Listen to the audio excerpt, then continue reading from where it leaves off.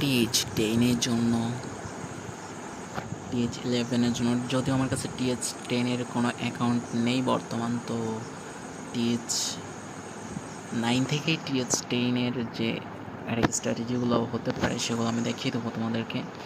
আর তারপর TH11 আছে, TH12 নেই, যদিও TH13ও নেই, TH14 আছে।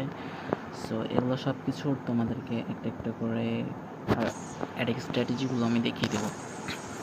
বেস্ট অ্যাটাক স্ট্র্যাটেজি কীভাবে করতে পারো, যেরকম তুমি দেখো আমি TH11-এ আছি, আমার কাছে কিছু নেই, এই স্ট্র্যাটেজিটা আমি ব্যবহার করছি, সাথে এটা তো আমার কাছে কিন্তু কিং কুইন কিছুই নেই। আমি যদি সুন্দর করে একটা অ্যাটাকে যাই, দেখা যাক এটা TH10-এর, ঠিক আছে, এই যে TH10-এর একটা পেয়েছি, এটাকে অ্যাটাক করবো না, যেহেতু এটার সব কিছু আপগ্রেড আছে, একটু ম্যাক্স টাইপ বেস্ট লাগবে, যদিও এটা আপগ্রেড করবো না, অ্যাটাক করবো না আমরা।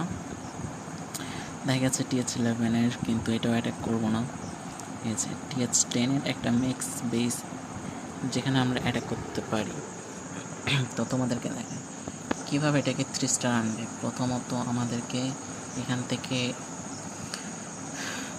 ইনফিনো টাওয়ার এবং যে এটা নাম ভুলে গেছি আমি, ভেঙে ফেলবো সব, একটা চলে গেছে, ইনফিনো টাওয়ার শেষ, এবং যদিও আমাদের এখানে কুইনটা নেই, কুইনটা থাকলে ভালো হতো। এছাড়া আমরা এখন কোনো কিছু করার দরকার নেই, এমনি সব শুধু ছড়াই দিব, এটাও চালিয়ে দিব এভাবে। এখান থেকে আমাদের এটা অবশ্যই ইউজ করতে হবে, ব্যাটেল ভুলে গেছি আমি, সব কিছু নাম ভুলে গেছি, কোনো কিছু মনে নেই, যদিও তোমরা দেখে নাও, তোমরা আমার থেকে ভালো বুঝো।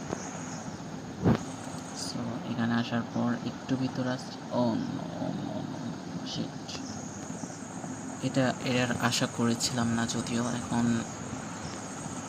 এটার কোনোভাবে আশা করেছিলাম না। এটাকে আমাদের সম্পূর্ণ ফেইল দেখা যাচ্ছে, সম্পূর্ণ ফেল একটা অ্যাটাক। ও শিট, আমি এটার আশা করিনি, এটা যে এমনভাবে হয়ে যাবে কোনোভাবে আশা করেছিলাম না।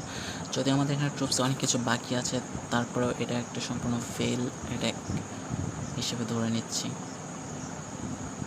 কারণ এর মধ্যে আমাদের অনেকগুলো ট্রুপস মারা গেছে। হ্যাঁ, এই যে ইলেকট্রো ড্রাগন আছে, যেটা এখানকার মেন কোরটাকে শেষ করে ফেলবে, কোরটা এখান থেকে শেষ করে ফেলতো হয়তো। এটাকে এখনও কি 3 স্টার হতে পারে? আমার মনে হয় না, কারণ আমাদের সমস্ত পেক্কা মারা গেছে।